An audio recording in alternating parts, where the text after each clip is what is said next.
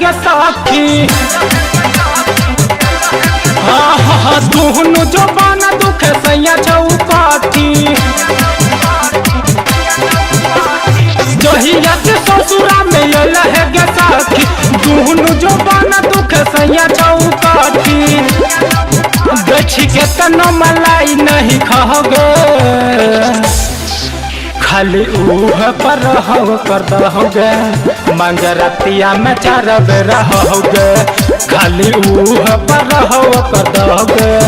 मंगरतिया में चार बेर रहोगे।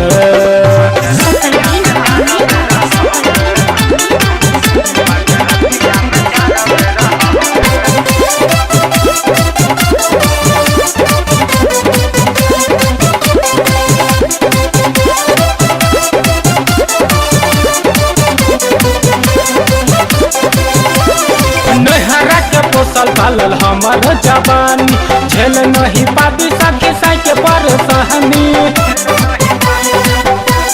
हाँ नहरा के पोसल पालल हमर जवानी, झेल नहीं पाबी सखी साई के परेशानी।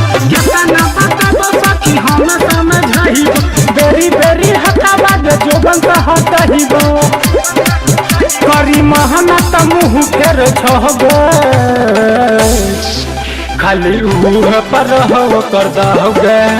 मंगरतिया में चार बेर रहोगे, खाली ऊह पर रहो कर दहोगे। मंगरतिया में चार बेर रहोगे।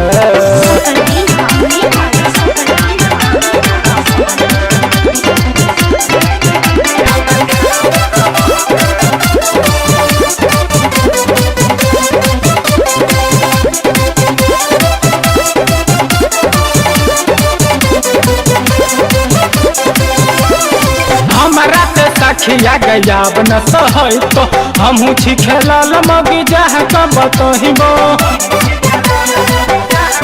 हाँ हमरा से सखिया गया न सहै तो हमहू छी खेलल मगी जह कब तहिबो।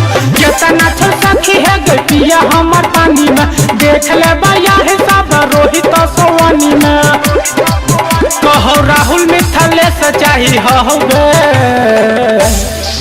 खाली ऊह पर रहो कर दहोगे।